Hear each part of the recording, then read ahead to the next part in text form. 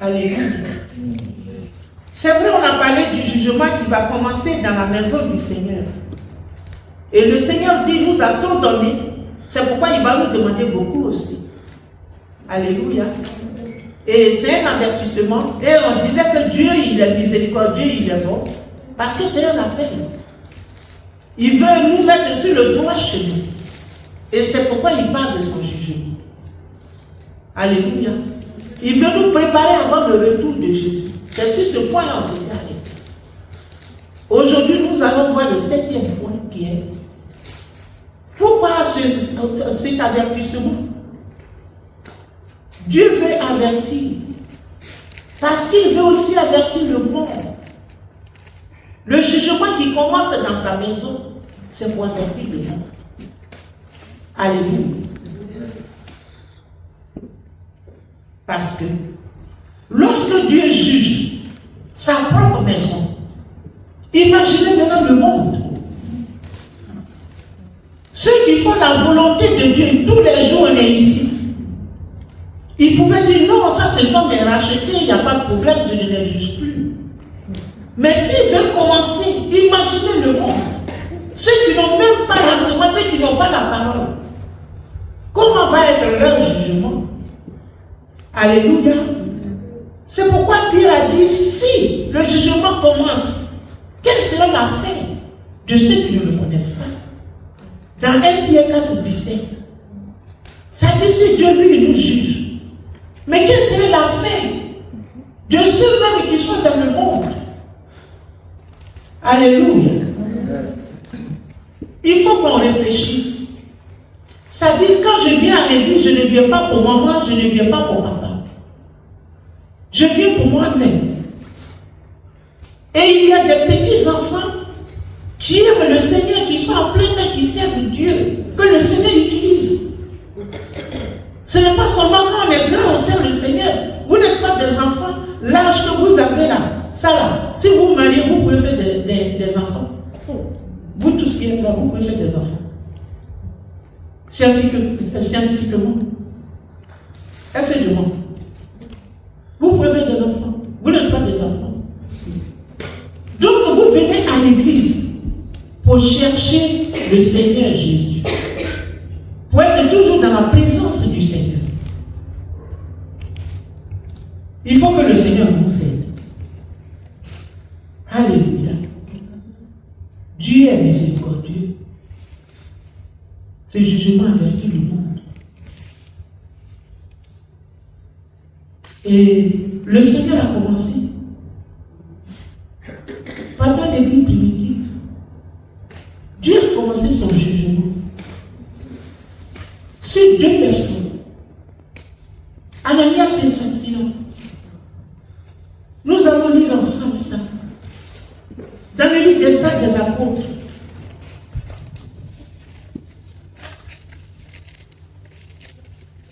Acte 5.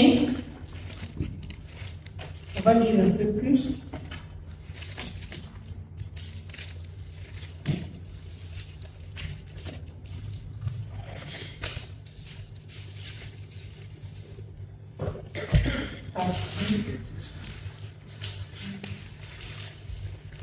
Acte 5, verset 1 à 11.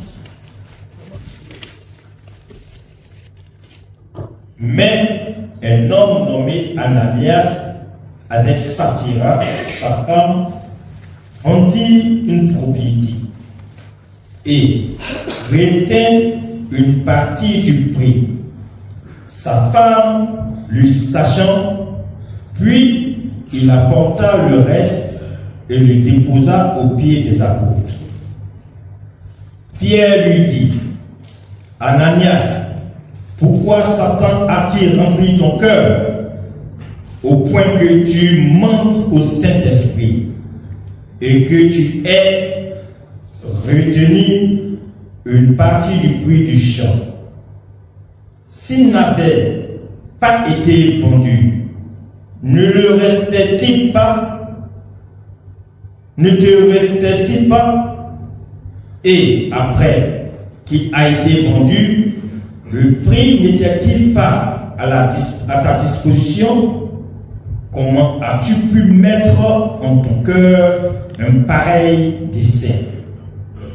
Ce n'est pas à des hommes que tu as menti, mais à Dieu.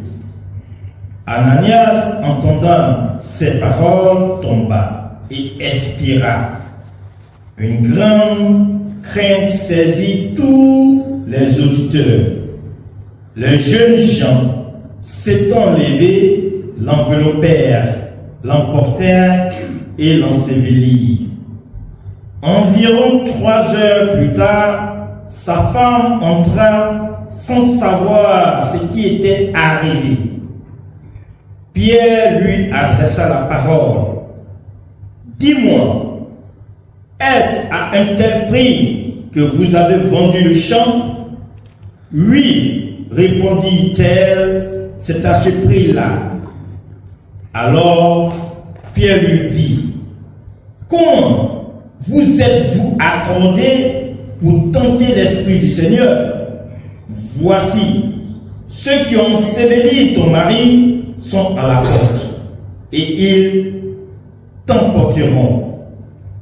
Au même instant, elle tomba aux pieds de l'apôtre et expira. Les jeunes gens étant entrés, la trouvèrent morte. Ils l'emportèrent et l'ensevelirent auprès de son mari. Une grande crainte s'empara de toute l'assemblée et de tous ceux qui apprirent ces choses. Merci Seigneur. Je vais toujours m'adresser par rapport au jugement de Dieu. Ananias et Saphira sont des disciples. Autant des apôtres. Les gens avaient des difficultés pour répondre à leurs besoins. Donc, d'un commun accord, ils ont pris une décision. Pourquoi ne pas nous entraider? Et celui qui avait ses propriétés les vendait. Tu avais ta façon de faire pour apporter le bien dans la maison de Dieu. Et on déposait ça au pied des apôtres. Et on partageait à chacun selon ses besoins. Ils ont eu cette pensée pour ne pas qu'il y ait l'indigent dans la maison de Dieu. C'est-à-dire des gens qui souffrent, qui n'ont pas de quoi manger. Ils ont fait ça pour que la joie du Saint-Esprit, la joie de Dieu remplisse leur cœur et que les gens soient à l'aise pour venir à l'église. Donc c'était leur façon de s'entraider. Donc voilà, Saphira et Ananias, c'est un couple. Ils vont aller vendre leur propriété, ils vont s'attendre, ils vont diminuer et ils vont apporter la moitié. Et les apôtres, l'apôtre Pierre va lui poser la question, il va mentir. C'est-à-dire, il a diminué. Et il dit, oui, c'est à ce prix. Et il oubliait que ce n'était pas à Pierre qu'il mentait. Parce que là, à leur temps, il y avait eu la visitation puissante du Saint-Esprit. Le Saint-Esprit était pleinement au milieu de Dieu, lui-même était là. C'est ça qu'il a dit, c'est pas à moi que tu as menti, mais à l'Esprit de Dieu. Pourquoi tu fais ça? Et puisque Dieu était Dieu saint, et voilà, le monsieur tombe, il perd la vie, il meurt. Sa femme aussi, quand elle est venue, on lui a posé la même question, elle a dit pareil, puisqu'ils se sont attendus. Le mensonge. Ça dit aujourd'hui, nous sommes devenus des chrétiens pour dire, oh, Dieu est miséricordieux. Oh, Dieu ne peut pas être méchant jusqu'à l'extrême. On doit s'organiser, on doit avoir la crainte de Dieu.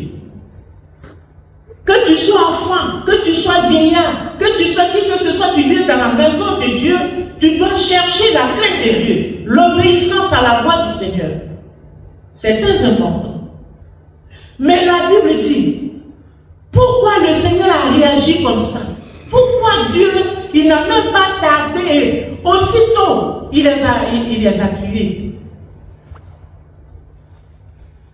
Pourquoi il les a corrigés sévèrement? Alléluia. Parce que Dieu voulait préserver la pureté de l'église naissante.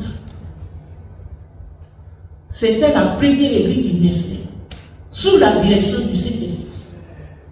Le Seigneur voulait préserver la pureté dans son église. Qu'est-ce Seigneur veut.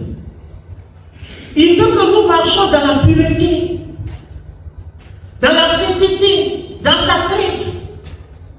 C'est vrai aujourd'hui qu'il ne peut pas venir nous tuer comme Saphira et Ananias, mais il veut qu'on respecte son esprit. La crainte de Dieu dans le cœur, que tu sois enfant, que tu sois qui que ce soit. Il y a certaines choses que tu ne dois pas faire. Tu dois avoir des limites. Quand tu rentres dans la présence de Dieu, tu dois donner gloire au Seigneur. Je n'approuve pas quand un enfant vient à l'église et puis tu vas t'arrêter au dehors, tu vas faire quoi là-bas?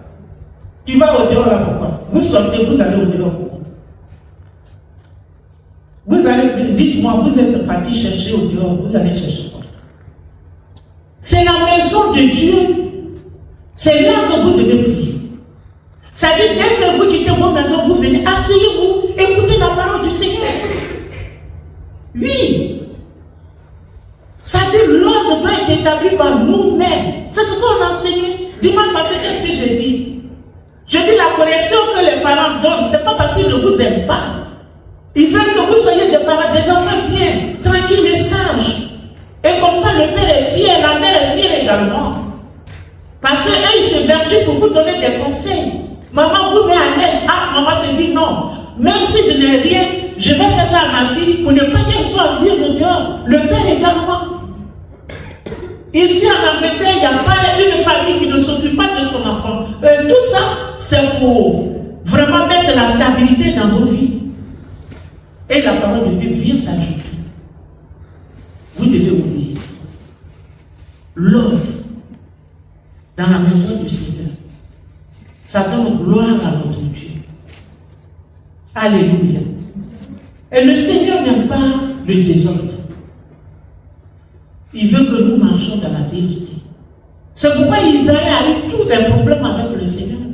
Tantôt ils sont captivés, tantôt la défaite, tantôt ils sont en exil. Parce que c'était la correction que le Seigneur déployait en leur faveur. Quand ils parlent, ils ne comprennent pas. C'est soit les ennemis qui vont venir les déranger, soit ils vont les emporter et tout ça. Parce que Dieu voulait qu'ils changent. C'est son peuple. Il faut qu'on mette la différence entre les gens du monde et nous. Alléluia. C'est très important. Il faut vraiment marcher avec le Seigneur. Nous avons une grande responsabilité. C'est pourquoi on doit bien se conduire. Cet enseignement aujourd'hui nous appelle à plusieurs choses.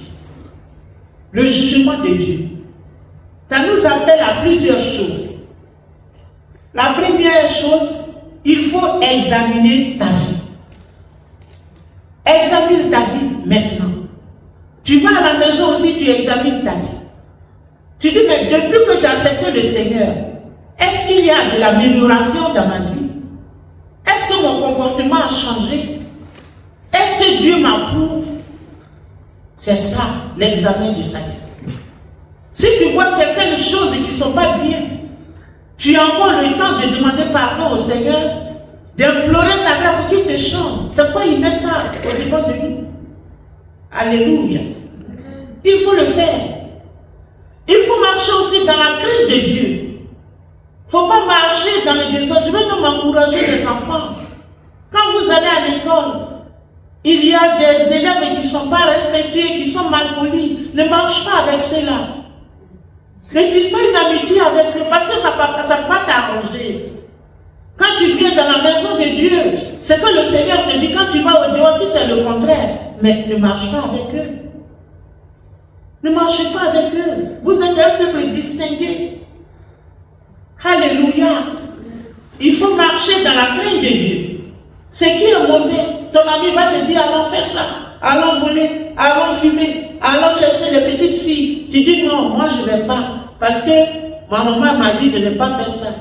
Quand je parle, si quelqu'un dit, c'est que la personne a essayé de chercher des petites filles. Alléluia. Tu lis dans ton cœur parce que tu te rappelles que tu as cherché une petite fille. Donc j'ai touché au pot. On va faire la délivrance après. Si j'ai fini, tu as fait la délivrance. Celui qui lit. Alléluia. Je vous aime. C'est quand je vous parle comme ça. en tant qu'une mère.